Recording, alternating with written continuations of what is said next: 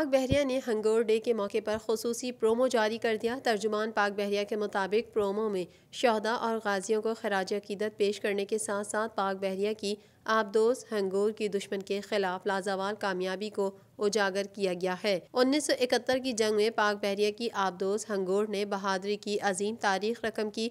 1971 में पाक बहरिया की आबदोज हंगोर ने भारतीय बहरिया के जंगी जहाज ककरी को गर्काब किया और दूसरे जहाज करपान को मफलूज कर दिया।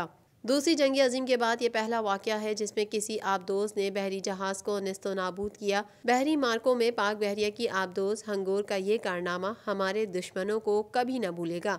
पाक बहरिया की जानिब से 4 मार्च 2019 को दुश्मन की आबदोज का सुराग लगाकर उसे अपने पानियों में वापस धकेल देने का वाक़या भी दुश्मन के लिए शदीद हजीमत का बाइस है।